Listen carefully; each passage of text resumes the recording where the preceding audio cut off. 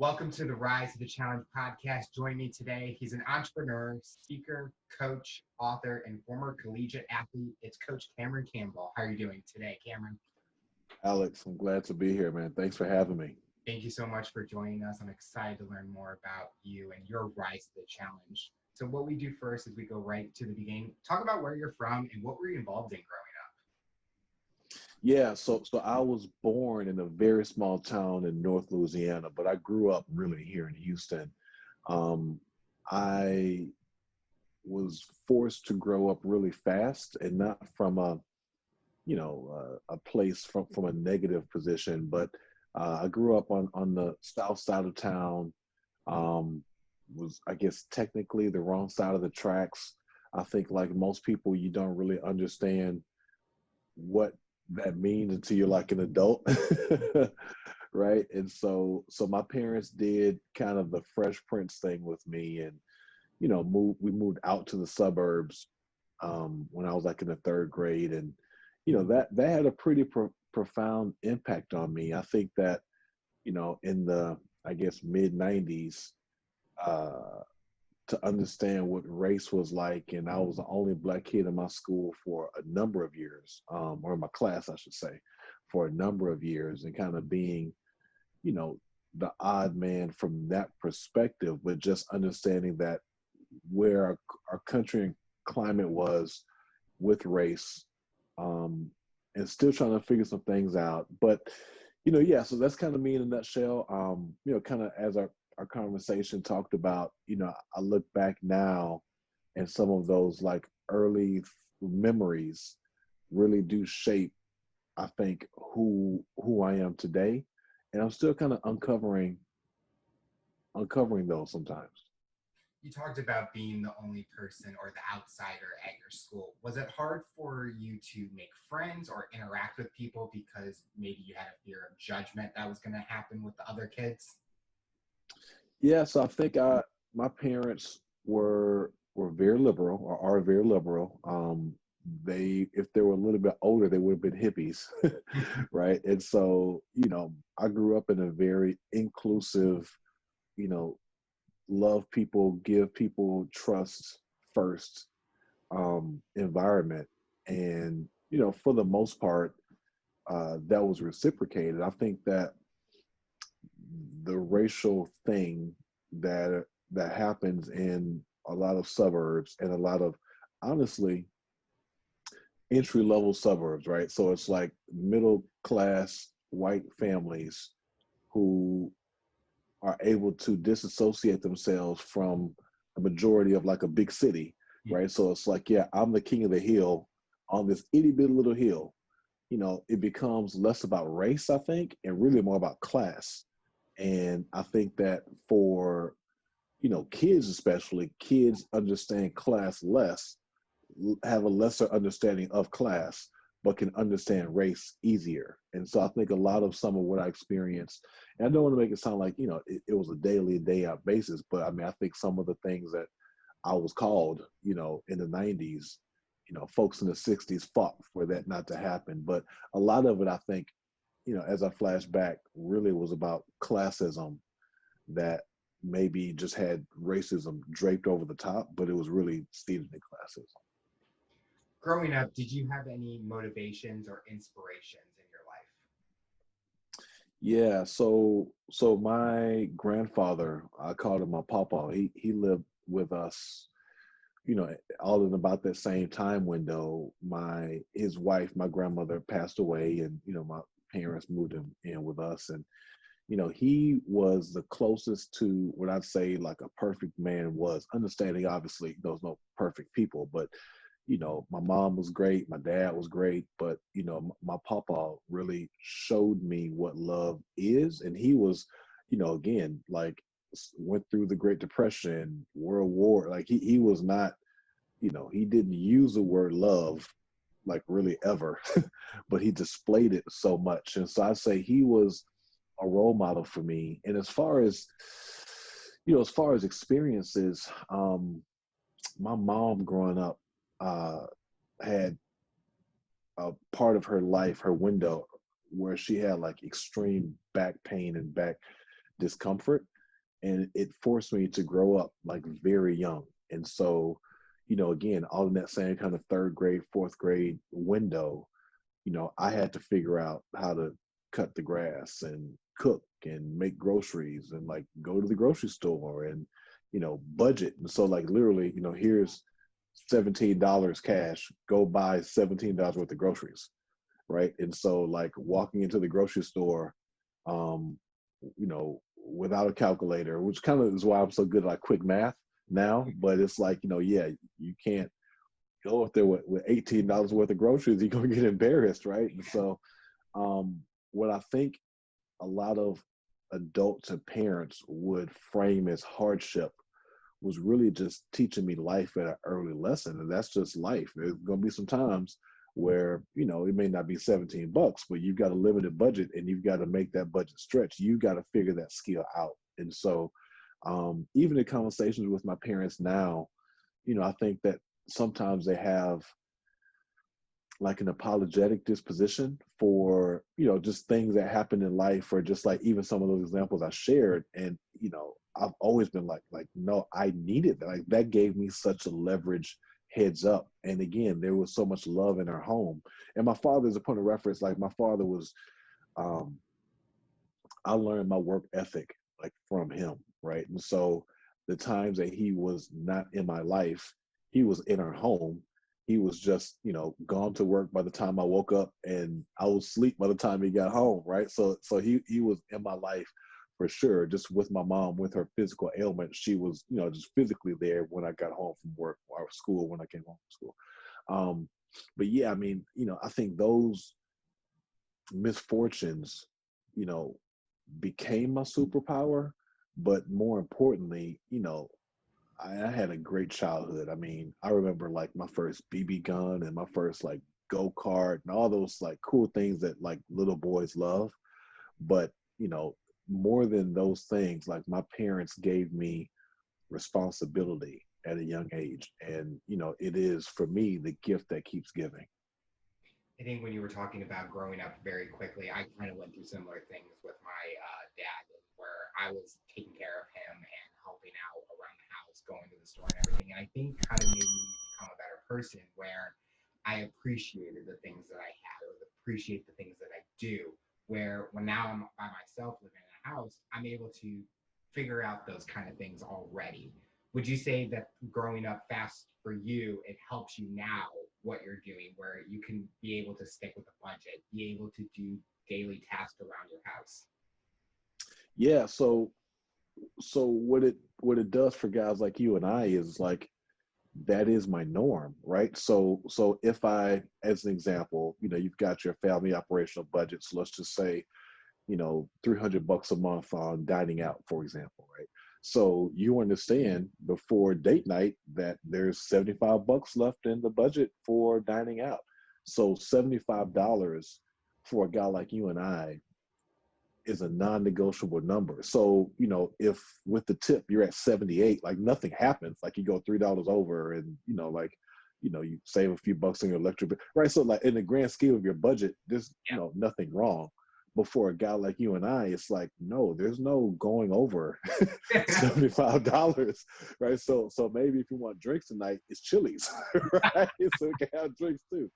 But and I think and the reason I'm so glad you brought that up is throughout relationships in my life, and a number of different types of relationships, what you know, and you're wired the way you're wired. And people who, it takes years for people to understand and unpack your wiring. And so I'm very much like that with time. And I've only recently began to loosen. Time is a thing for me that is an anxiety builder. And I've been able to use it kind of as a leverage, the opposite side, to like maximize things. And like the course we'll talk about just kind of how you make the most out of your minutes and your hours.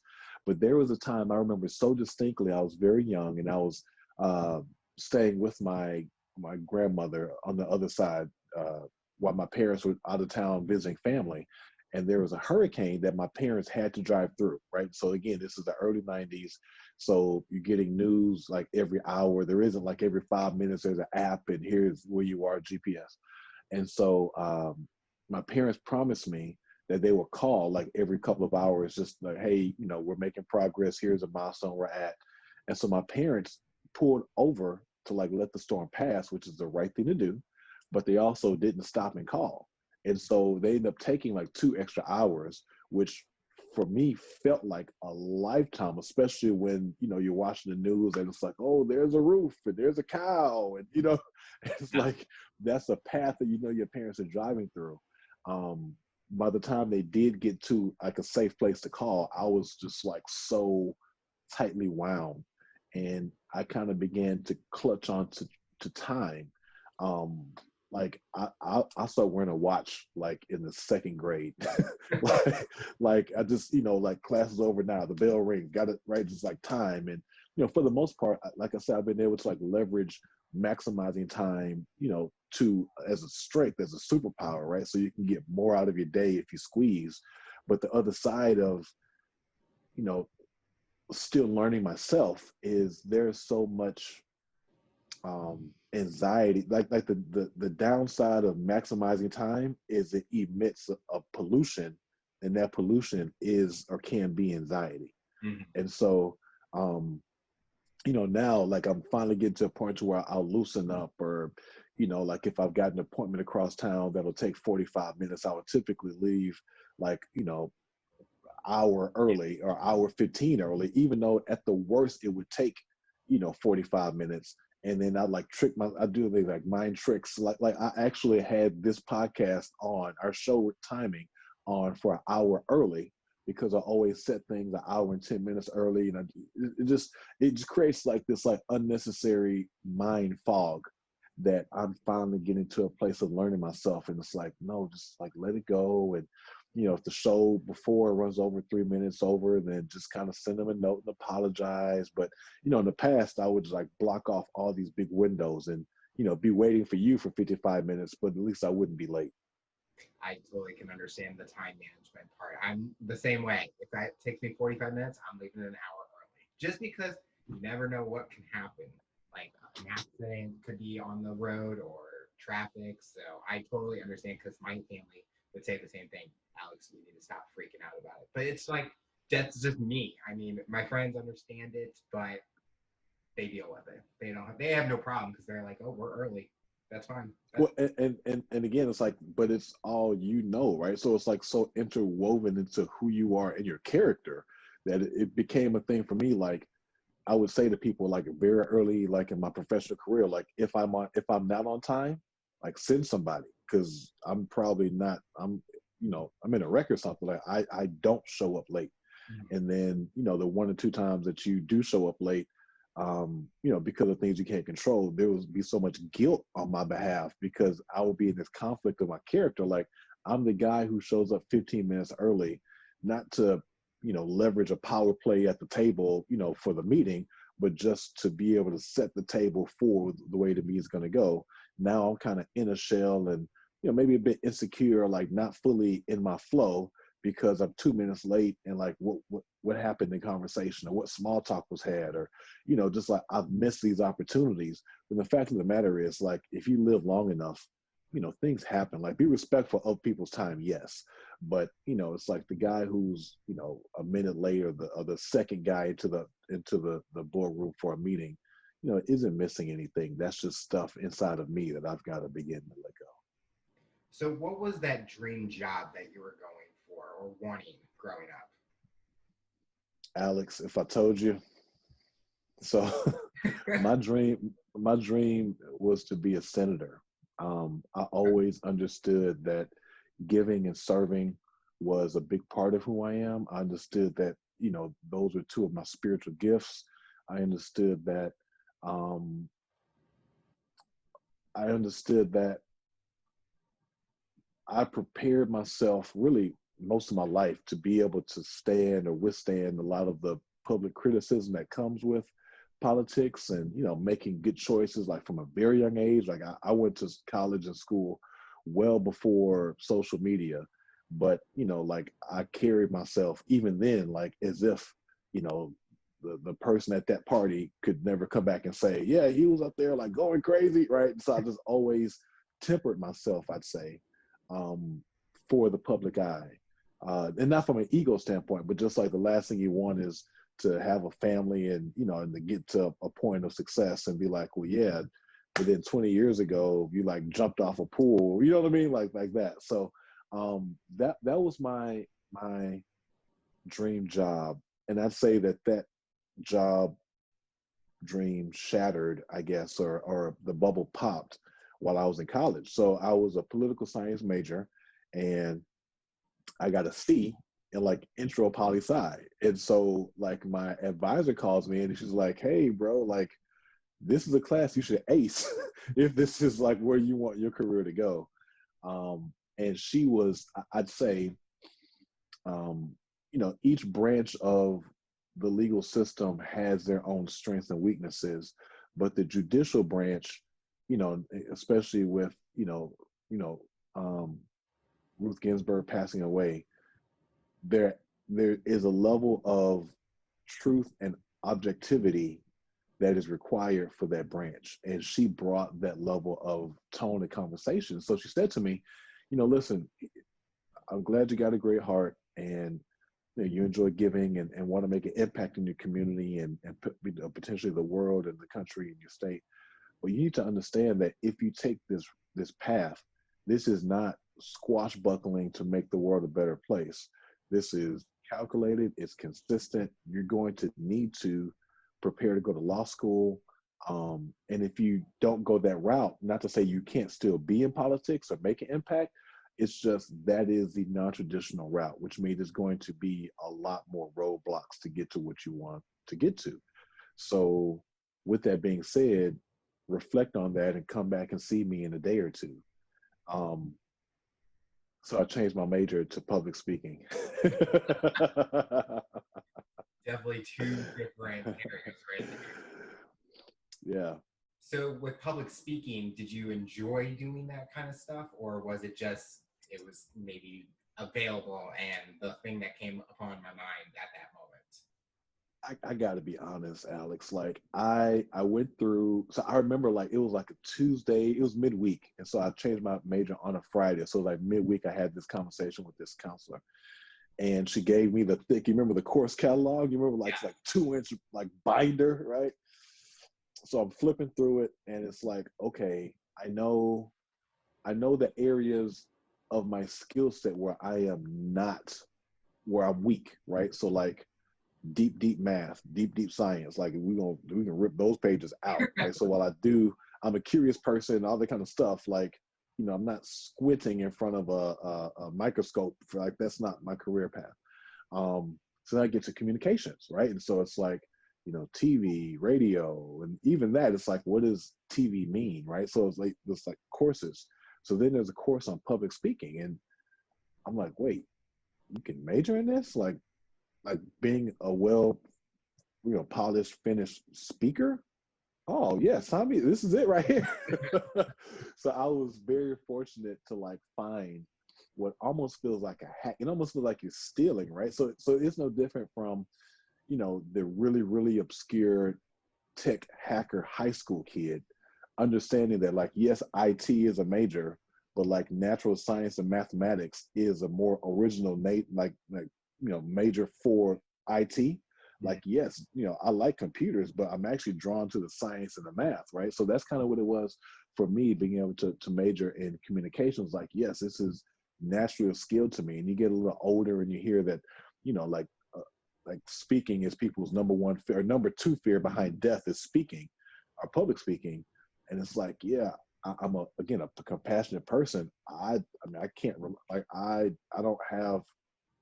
I've had stage fright twice as a speaker. Once was speaking in front of a group of colleagues, which obviously peer to peer has always been intimidating. But added on top of that, it was a coaching convention, and two of my coaching mentors, like I mean, these guys are like Texas legends. Both of them are in the Texas High School Coaches Hall of Fame. Were in the room. And it's like, you know, that one gave me a bit of stage fright. And then I spoke in front of 4,000 high school freshmen. And I was not intimidated. It wasn't stage fright. It was more like it's what I imagine like a NWA concert like in the early 90s. Like, what happens if this room gets out of control? Like, there's 4,000 of them and just one of me. And so, those are the two moments. And from all the stages and all the, live activations I've done, I mean, there's never been a fear of performance. In fact, I feel sometimes never more liberated than standing on the stage with a microphone in my hand. So sports played a huge impact in your life. As a former collegiate athlete, how did that come about for you? And what was the biggest thing you learned about yourself during that time? The biggest thing I learned about myself during my playing days was, so the first thing, kind of going back to performance, is if you can travel to Georgia and play in front of 110,000 people booing you, or travel to LSU, or travel to Texas, or play at West Point at Army the year of 9/11, right? So like if you can perform in front of adversity, right? So not only an adversary on the other side of the line of scrimmage, but piping in like adversity, you can perform anywhere. And so I think that what athletics taught me is athletics is an external educational system, right? And so when you fail in life as a student, you know, your teacher hands you over your spelling paper. I used to be like a really bad speller, poor speller. And so I remember like getting spelling tests and the teacher would like cuff the paper over, like to hand you like a failing grade. Nobody knew that grade but you and the teacher, right? But athletics, when you fail in front of 100,000 people, right? And so if I can fail in front of all these people, that means that I have the ability to succeed in front of so many more people. So after college, what was your next path? So after college, I did, so as a step back, I was a guy who always, again, like capitalized, right? So like my goal was never necessarily to play in the NFL. My goal was how many doors can the University of Houston open for me? And so there are a lot of people like in, LA or New York who are like, from that area and like never leave. And, while I was being recruited and trying to decide where to go, my thought process was like, this is the fourth biggest city in the nation. I'm from here. Why would I begin creating social capital over in an entire different city, right? So like I knew as much as I controlled that I was going to go to school here, the same way that, like as an example, like a Michael Bloomberg, right? You're from New York. If you can master your city, you're going to be on the big things, right? And I say, you can use Jay-Z, any example, right, of just a person from a major metropolis city. So as I finished school, I began to do internships and, the idea of like, let me go to Atlanta or New York or Chicago or start over just never made sense to me. Like, no, I'm going to master, like people are going to know who I am here. And then once I master this city or this state, maybe then I'll travel or leave or set up shop. But yeah, so for me, it was like, where can I set up shop and create a name for myself? And this is before, not a brand, not understanding like from a business perspective, but where can I create social capital, for myself? And it was always here in Houston. So when I finished school, I worked for the Houston Texans for a short amount of time and enjoyed it. I started with the equipment room internship, which was very humbling. I'm a humble person myself, but I was never the athlete who threw a dirty jockstrap at the equipment guy pushing the cart, right? So you kind of pushing the cart across the locker room. But there are people who do that, right? And so like I'm in the Texas locker room, like please do not throw that disgusting like jockstrap bag, like your garment bag across my head, right? So that was the first experience. And the second one was like, it gave me such a deep level of appreciation of all the mechanics and machines that make a ball game happen. So obviously at the NFL level, but even at the college level, high school level, there are literally guys who spend hours waxing footballs, hours shaping and squeezing and putting air in footballs, hours in folding your uniform just right, hours you're in 2-a-days, and you've got a 7 o'clock lift. Then after a 7 o'clock lift, you got a 9 o'clock practice, 9 o'clock practice, 1 o'clock film study, all these different things. Every time you go to your locker, there is a steamed shirt folded the same way, shoes that are put up the same way, socks inside of that. So like the science of not just logistics, but it takes literally an orchestra for those 53 guys to strap up every day. And it gave me such an appreciation of the background of what it takes for that to happen. I think this is something like new that I just learned, because we don't think about that stuff as fans in a way. We kind of don't know what happens really behind the scene. But now hearing your story, it's kind of like more appreciative for the other people besides the main players. I mean, you can think about it with any sport. There's always that clubhouse manager or the equipment manager that basically helps them get prepared. They have all their stuff ready to go so that they can play at their peak level. So it's kind of something, I just learned something new about the whole NFL industry and that part. Yeah, and it's pro sports, and so you think about like baseball, right? And so when you're in your fresh out of school interning kind of window, you'll get guys who have like interned in the NFL or in NHL or like Major League Baseball that come from MLS or NBA, and so you hear these stories, right? So you begin to hear these stories of like equipment guys in baseball. So first off, baseball is such a everyday guy sport. Mm-hmm. That not only do they play, you're playing almost every day, and the days you aren't playing, you're either traveling or practicing. Well, the logistics of it's game day every day, right? And so, the logistics of, getting a roster ready. But then the added part to that is baseball is one of the few sports in our culture where like the rituals go crazy. So like, there's a batter who's, finally batting 330, and he looked down and there was like a piece of clay in his sock. Well, that guy needs a piece of clay in his sock every, right? So it's like these weird like nuances, and you've got to get every single guy's thing right. And I think that, where, baseball is a little different from basketball and football as far as our pro major sports, baseball has that like, I need a piece of like Laffy Taffy gum in the upper right hand piece of my locker when I'm on the road.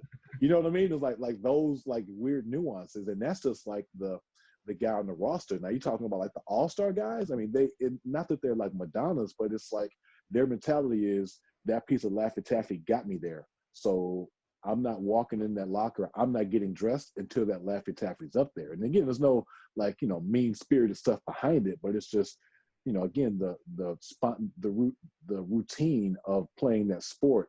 Like, no, I grab that Laffy Taffy, I text my family, I put my socks on, like that level of routine, 100 and something days a year. Yeah. So after working with the Houston Texans, did you want to stay in sports, or were you wanting to try something different?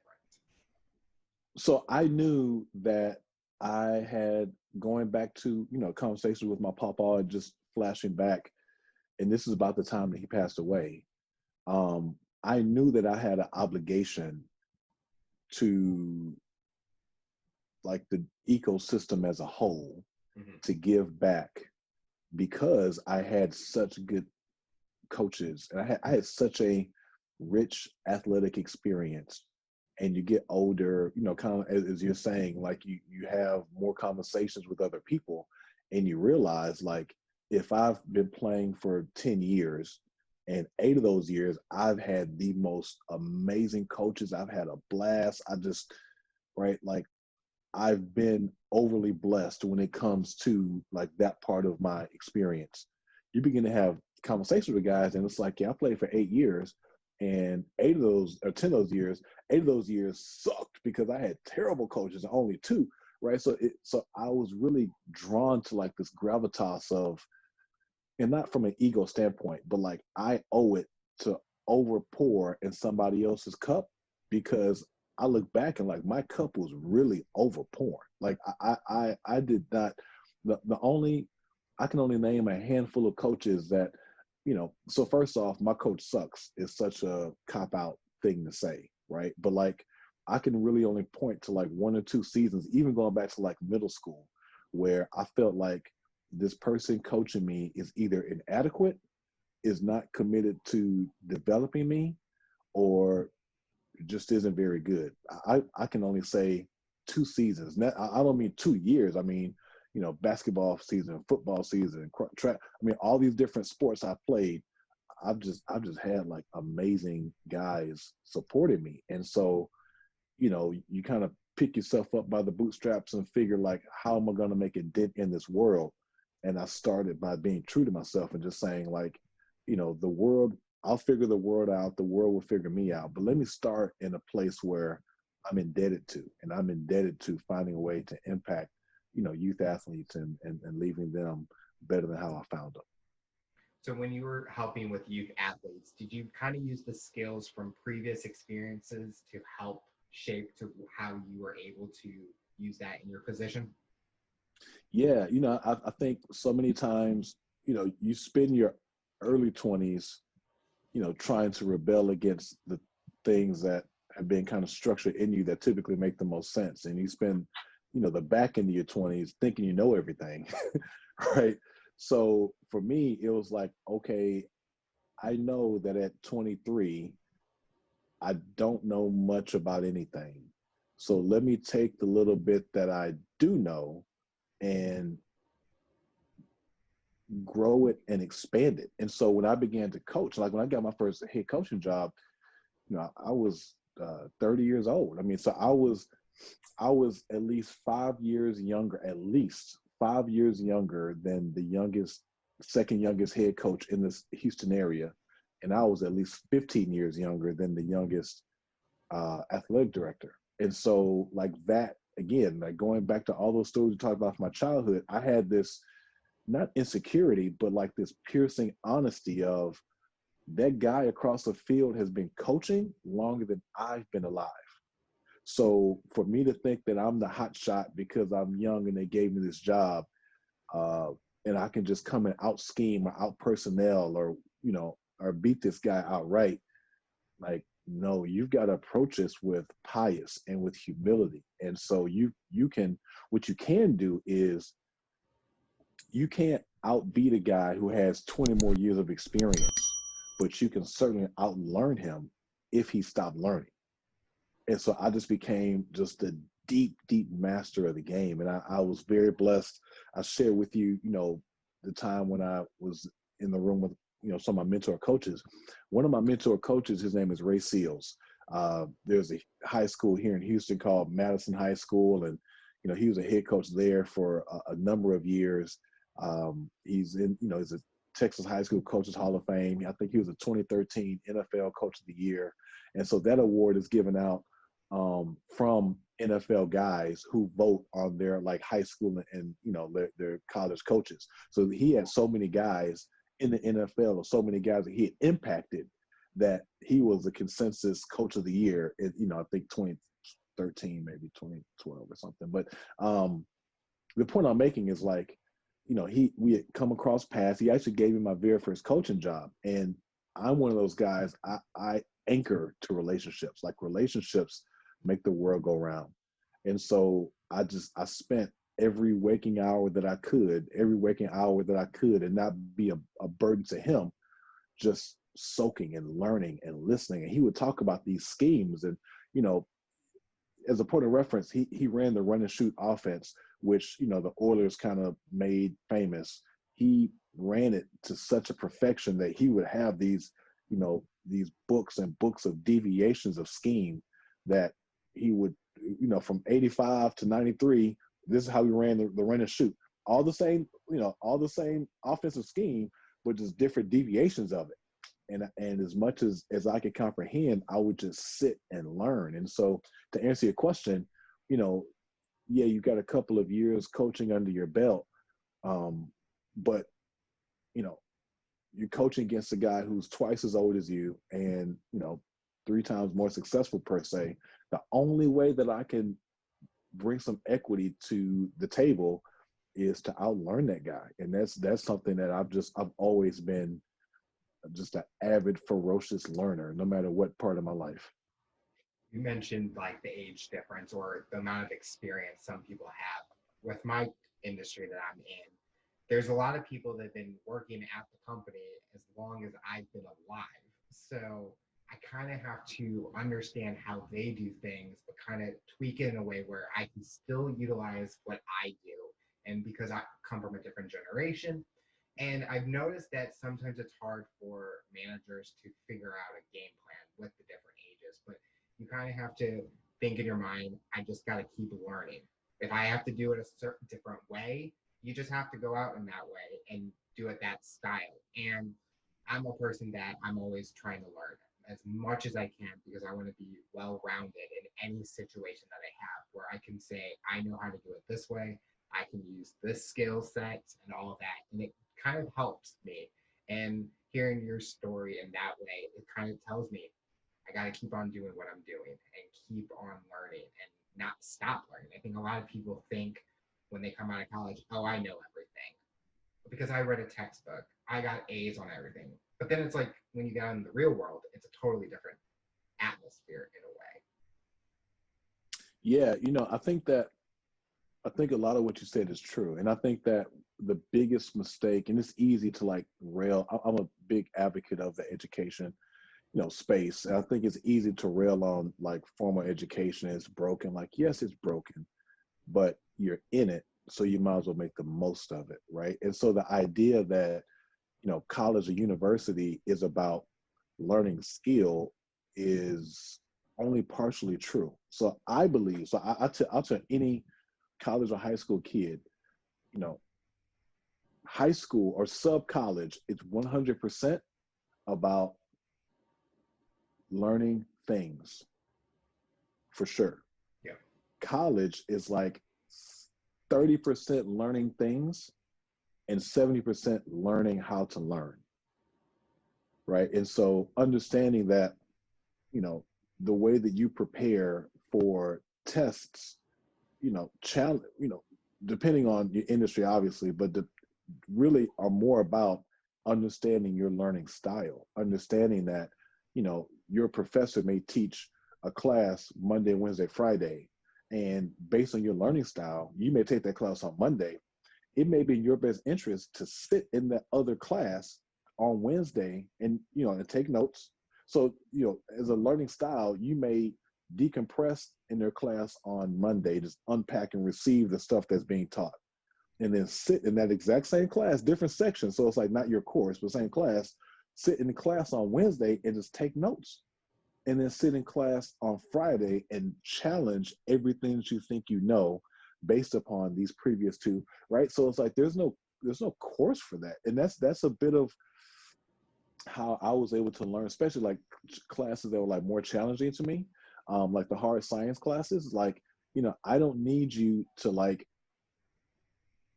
break it down further than how you broke it down. I need to just hear it again so I can have like comprehension. And then once I have the comprehension, then let me go have some time to reflect and question and challenge as you should, what you, not necessarily what's being taught, but your level of understanding of it. And then let me come back on Friday. Again, this is all sweat equity, right? So, I mean, you're not getting any extra points for this. This is what I have to do to make sure I pass this class, in addition to my season, if you're in sport or off season or whatever, right? But it's like by the time I get to class on Friday, I now have a bit of a chip on my shoulder because I've heard it twice as, and I'm a competitive guy, but I've heard it twice as much as my peers on Monday. And I'm at the point now where I know what the professor's about to say, so I can challenge my understanding of it, or decide to buy in or not buy in at this certain point because I have a deeper level of understanding.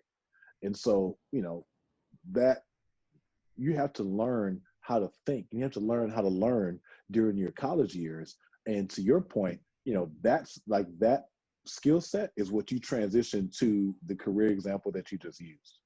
Yeah. You mentioned earlier that your dream job was to be a senator because you wanted to make a difference and help people.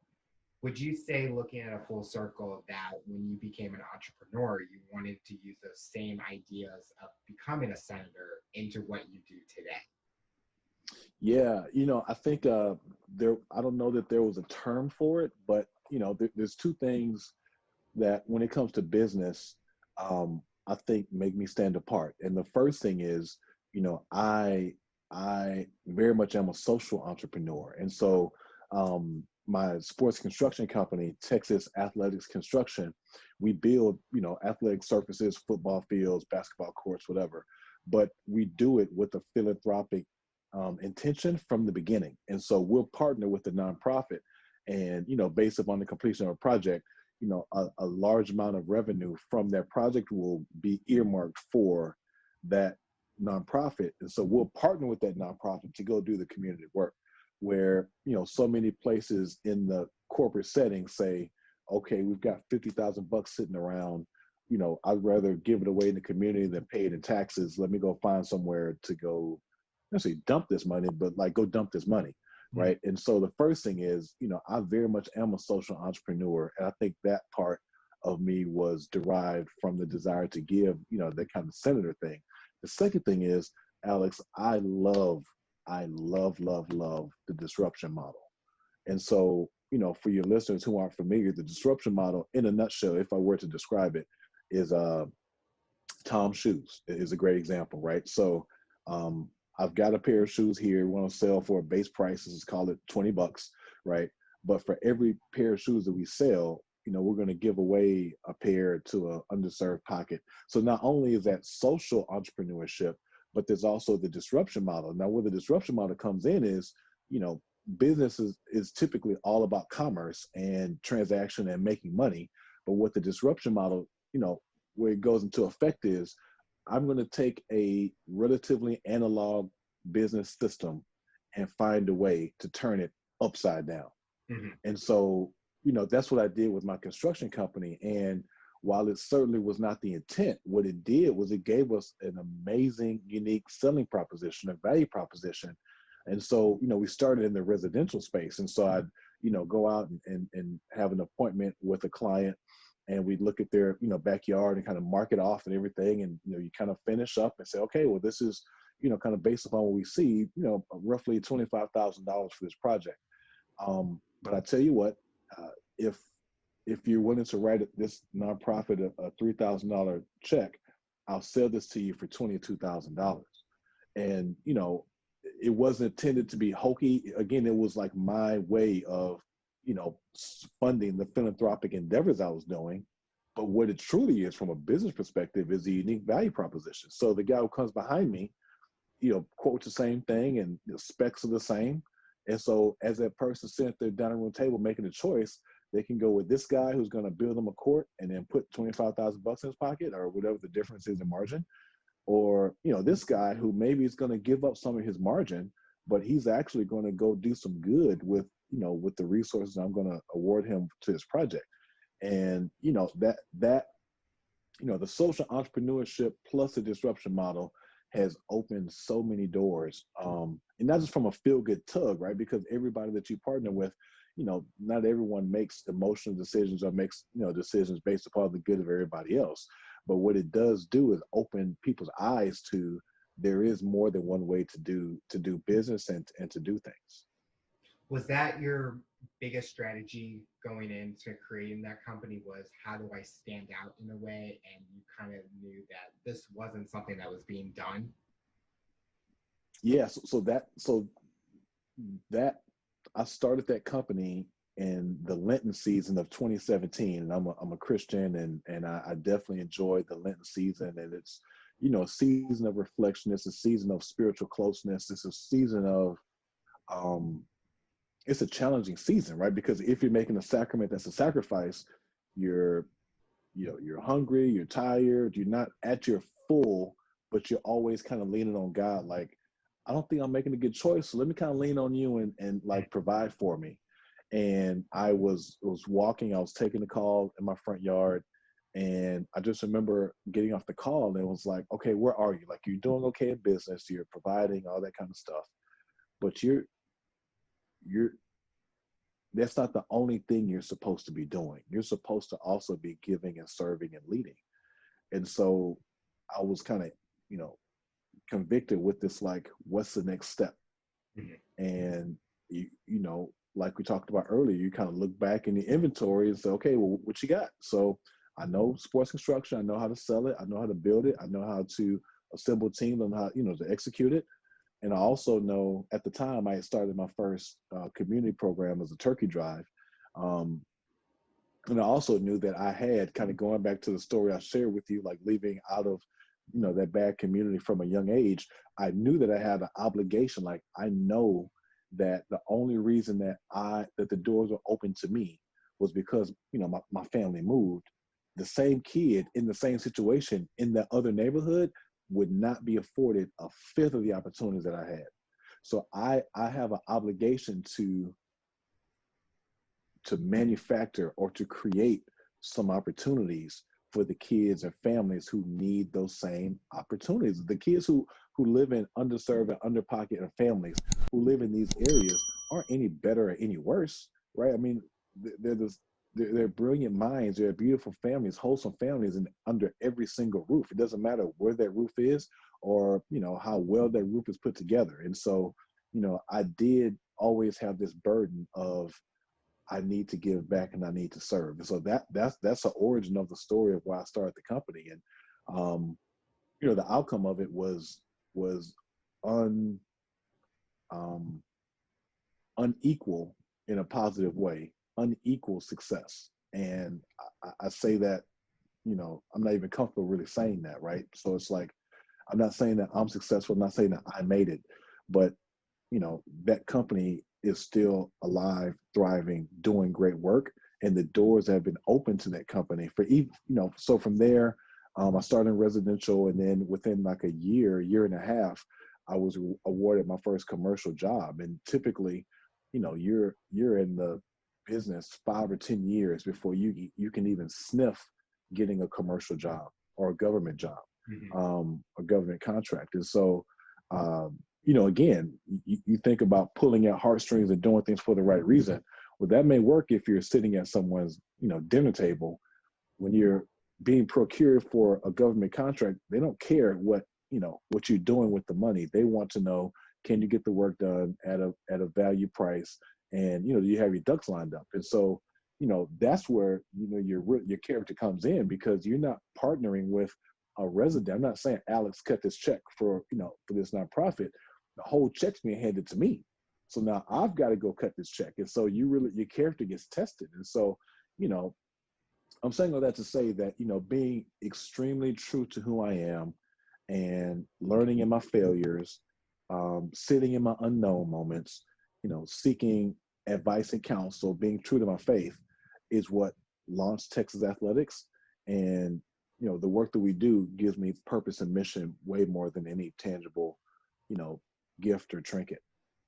The philanthropy side, I enjoy listening to your story about, because that was a huge thing for me growing up. In college, I was a philanthropy chair for my fraternity for a few years, and no one was able to take on the role and actually do something with it. And I thought, I'm going to try this out. I want to see what I can do with it. And I was able to do huge things, help patients with ALS, which that was what we were raising money for, and just having that impact in those people's lives.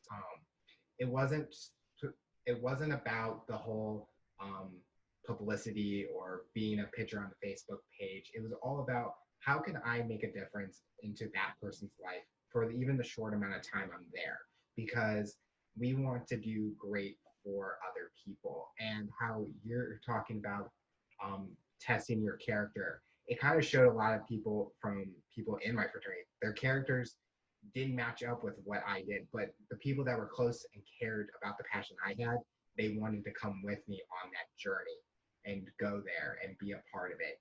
And even now today, even past college, I still have that same philosophy in my mind, where anytime my company has an opportunity, I'm like the first one that signs up, because I enjoy it. If I know I can take hours out of my day to go and help someone, because it means so much to them. And I enjoy it. I love listening to your story, because it shows that you have a great heart and a passion for what you're doing.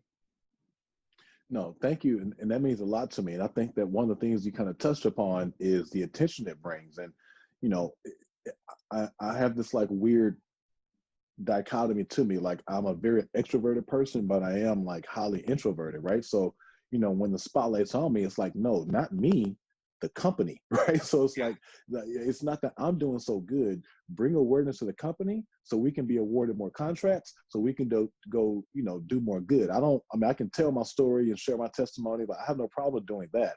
But it's like, don't pat me on the back.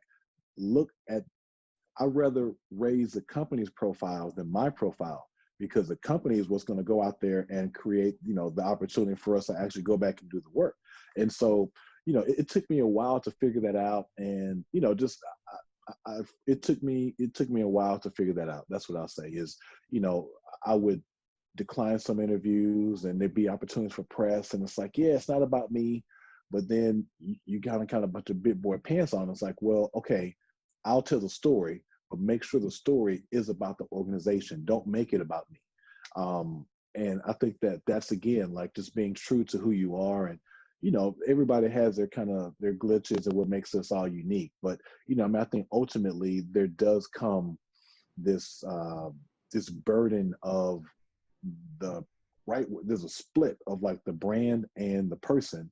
And sometimes the person has to kind of walk over the line. It's like, okay, fine. Like I'll tell my story, I'll talk, I'll do this thing, but like don't value me, right? So I wrote my first book last year called Alpha Redefined, and it's about servant leadership. I mean, all my life I've been called an alpha. It's like, you're strappy, you get girls, all that kind of stuff.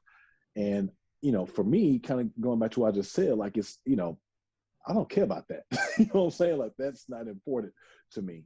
And the idea is so many times, especially today, as politicized as like literally like hot dogs, burgers are politicized. You know what I'm saying? Like everything we do now is like politicized. And so the idea is like, don't fall in love with the man, because the man is always going to disappoint you, right? He's a man, right? The idea is fall in love with the man's values and ethics and morals, because that's what he'll lean on. And so the idea of the perfect politician or the celebrity couple and the guy does something wrong, and it's like, well, yeah, I mean, he or she is gonna make a mistake. That's all we do is make mistakes. But the road back to discovery, the road back to reclaiming who they are, that's where they display their character. And I think that's the part, kind of going back to, philanthropy and marrying into business. It's not about me. I'm going to do something goofy. I'm going to misspell an email. I'm going to say, something's going to be taken out of context. Like, yeah, don't fall in love with me. Fall in love with the values and the morals, because at the end of the day, like that's what's going to shine through. So talk about this e-course that you came out with. What was the mission about making it? So it's funny. So the vision came on the heels of my promo tour for my book. So I did a 6-city tour last fall into winter, and you read a portion of the book, you do your book signing, and kind of open up for questions, and most of the questions are it's the same 50 questions for the most part everywhere you go, kind of common questions. But the question that always kind of like caught me off guard was, how are you doing all this, right? So like you're speaking, you're doing work with NFL clubs, you're doing work with nonprofits, you're in the community, like how do you do all this stuff?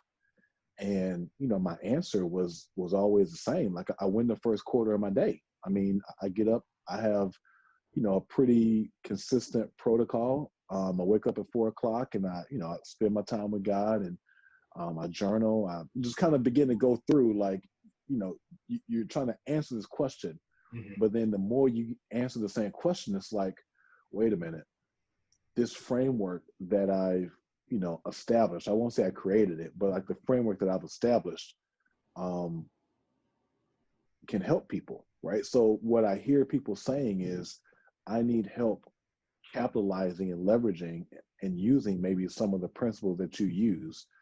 Can you help me? And so I took that back into my business and, began to, kind of add that into my niche of my consultancy work.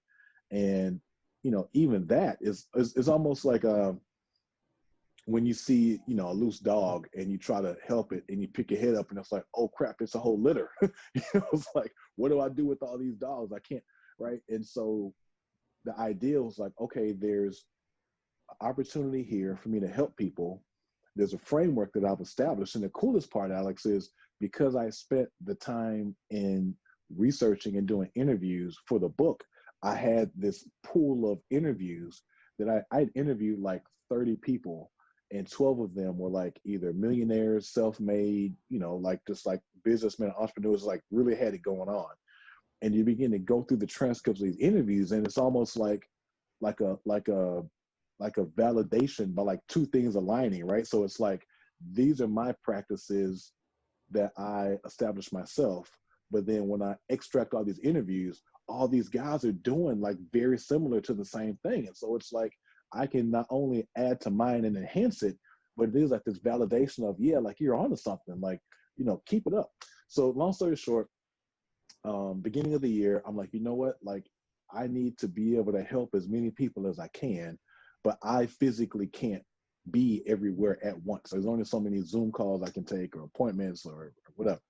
So I began to map out just, you know, creating an online course. And ironically enough, um, the day that COVID hit, they call it Black Friday here in Houston, like the day that the city shut down was, I think it was like March 13th. It was a Friday. But so that was the day that I was set to go to a studio to record. And so I actually had to like film everything like here in my house and edit and everything. But what I'm getting to is, you know, being true to who I am, to your point earlier, actually kind of got me ahead of the curve of this new digital thing, this new Zoom thing, this new virtual thing. And so, you know, here I am with this, I think, really cool resource that I'm really excited about getting into people's hands, because I feel like they need it and it's important. Now, the one thing I will add to that is, as I began to wrap up the course, there was this going back into the time thing for me, and just like the anxiety, there was this pressure of making things cost affordable, right? And so you kind of look back at this robust, it's like 4 hours worth of like instruction, and you know, it's a curriculum written thing. It's pedagogy, which means like it's taught to, it's written in an instructional format. And so you look back and it's like, okay, cool. Like I've created an amazing product. I can't wait to get it in people's hands, but people are hurting right now, right? So last thing I want is to create something meant to help people, but you know, cost is a barrier. And so I actually have like our premier kind of primary course. Then I have like two subsets of it that are like a lower, more cost affordable. So it's like wherever you are in your journey, wherever you are in your financial situation, like we've got a resource for you. Like the last thing I want is for someone to want to get better and they can't, because I believe that, you know, when you create, when you work, when you do art, you're doing it for the ecosystem. And so like, this is one of my contributions to the entrepreneur and to the small business ecosystem, to make everybody know, to make Alex better. Here's this gift, or here's this resource for you, because I need you to do what you do better, because at some point I'm going to need to lean on what you have to give. So you talked about you're going on this podcast tour. What's the biggest thing that you're wanting to promote or teach people about the course that you created? You know, the biggest thing I'd say is, you know, so first off, understanding that champions are made in the off season.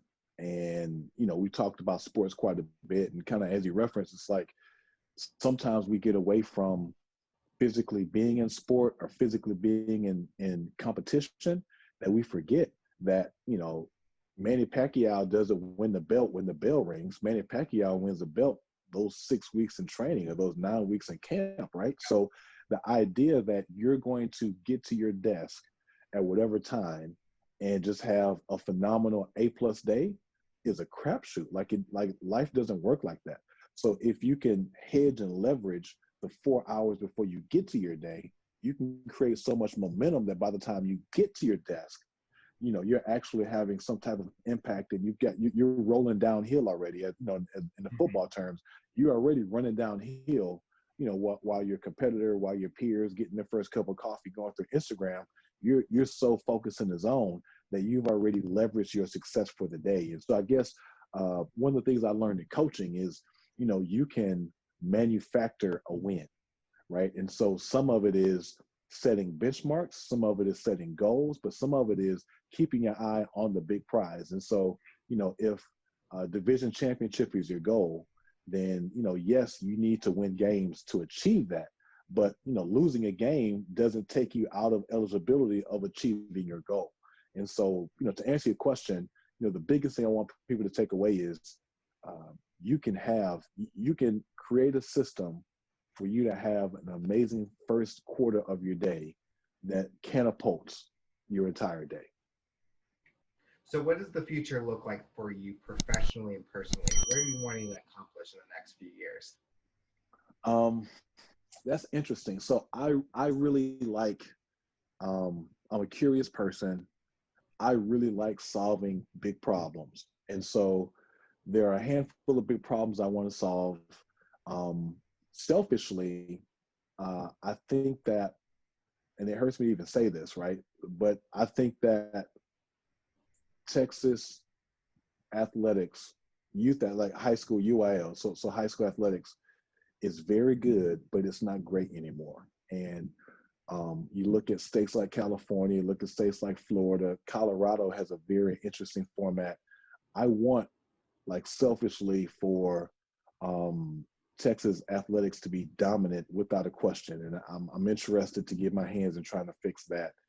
But there are also like more universal problems that I like to be able to fix. One of them, I did some work with the Clinton Foundation some years ago in eradicating sports deserts. And so a sports desert is defined like a food desert, right? So X amount of square miles where a kid can't either play sport for free or reduce cost, or some type of like economic, where like cost or access is a barrier. Mm-hmm. How do we eradicate places? And so again, you think about, we grew up, like, you grew up hearing bicycles and kids moving outside and balls dribbling, and there's balls falling in your backyard, right? I mean, those things don't happen because, honestly, adults have taken play away from kids, right? So like for a kid to play, they got to sign up for a league. There's got to be structure. It has to be indoors. It has to be air conditioned. Like, there are fewer places for kids to play. And so how do we,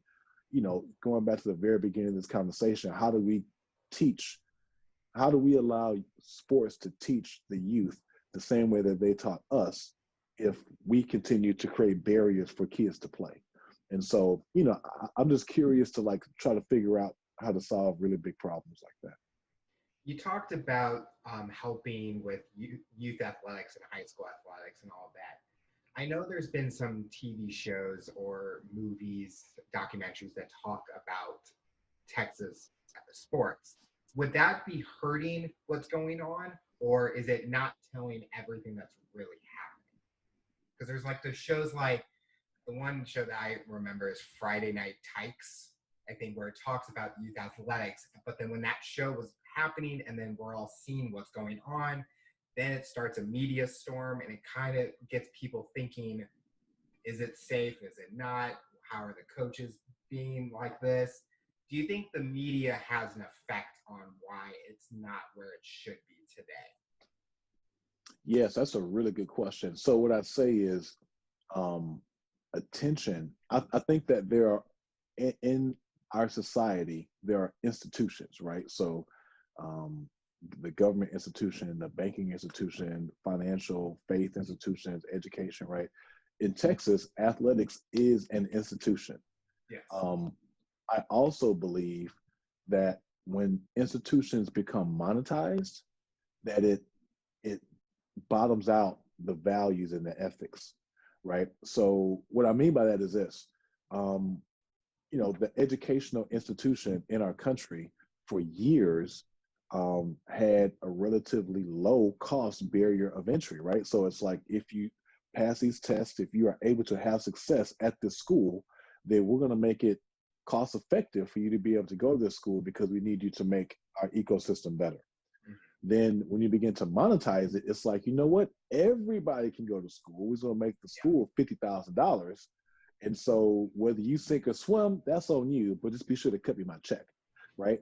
And so, to that point, you know, athletics, youth athletics, and again, I define youth as anything under a professional. So NCAA, all these, youth athletics has become monetized to the point to where, yes, I'm glad Friday Night Tykes shone the light on how serious we take football. And if you can walk and if your neck is strong enough to hold a helmet, we're going to give you a helmet and you're going to line up and play, right? But it also brought attention, and this is also the timing of it was when the NFL, college, and high school sports were trying to make amends and come to terms with concussion protocols and safety, right? There was all this big storm all at once. Well, it also began to bring awareness on, why do we have, so you think about it for a second. If you've got a 7-year-old nephew and you go to his youth game, his basketball game, where the basketball court is 84 feet, a 7-year-old doesn't play 84 feet. A 7-year-old plays a short way, right? So same thing with soccer, same thing with hockey. So why in the world is a 7-year-old running on a 120-yard football field? Like, that just doesn't make sense, right? And so I think that, like most things in our culture, especially in politics right now, sometimes you have to shine a light on things for us to have, for there to be the attention to address that needs to be fixed. But more importantly, it also takes courage to begin to try to fix it. And that's one of the cool things that, one of the biggest reasons why I began to do work with USA Football is like, hey, this doesn't make common sense, right? So I don't, if I'm giving a 7-year-old a standardized test for comprehension, it's not a 90-minute test. This kid can't lock in for 90 minutes. Why would I have a 55-yard sideline for a kid, right? So it's like, because what it turns into is, the running game becomes about speed and quickness and not about mobility, agility, and reading blocks. So I don't have to, go inside, bounce, and then cut out to make my cut to gain yards. I just got to get past that tackle. And if I'm the fastest back, then nobody else is going to beat me. Well, the other side to it is and this is, I think, the more harmful side is it doesn't teach defense pursuit, right? All it teaches is if I don't get to, that edge first, it's a touchdown, right? And so it doesn't teach pursuit angles. It doesn't teach alignment football. It doesn't teach, the responsibilities of maintaining a gap. It just teaches speed. And so, so yes, speed is cool, but, speed only gets you so far. Speed without skill, is a dead end. So to answer your question, I think those are the types of problems that, I am bold enough to try to fix, but not hubris enough to think that I have all the answers. Mm-hmm. It's just interesting because I know it definitely depends on which generation. Like, some things that it's natural and that's what happened. And I've had friends who are from Texas and they talk about Texas football and how big it is. We see the images of what the stadiums look like for a high school. And it's just amazing because out here it's like, no, we barely can get people in the stands to go watch a high school football game. So it's very interesting because when you mention it, it's like the first thing those shows came to mind, and it's kind of like, is it like, what is really the real perception that it's showing in a way? Yeah, so I live in a small town right outside of Houston. It's called Katy. And so, if you're any type of like sports fan, you've heard of like Katy High School football. And, they have, I think, 8 state championships. They've been ranked,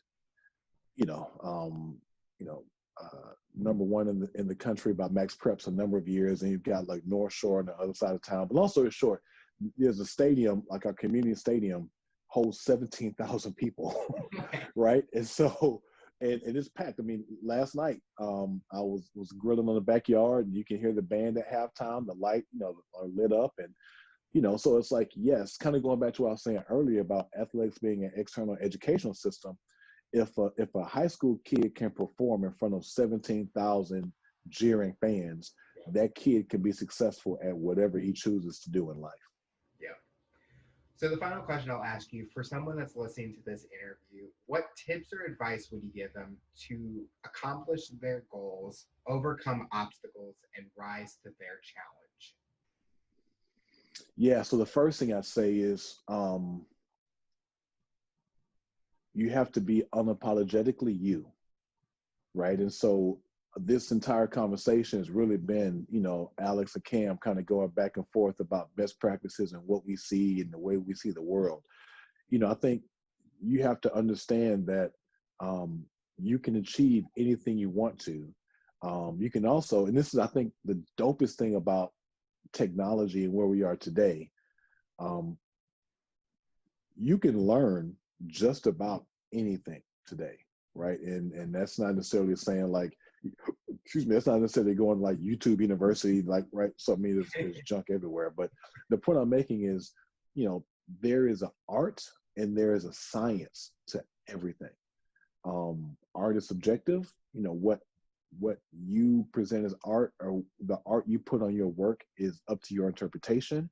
But the science of how to do just about anything, that information is available.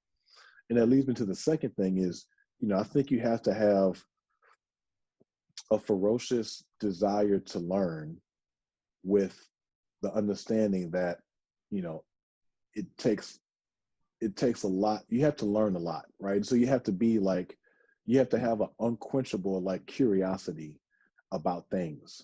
Yeah. And that's not even things that like are deep in your field, right? So I read a book recently, earlier this year, called the $1 Billion App.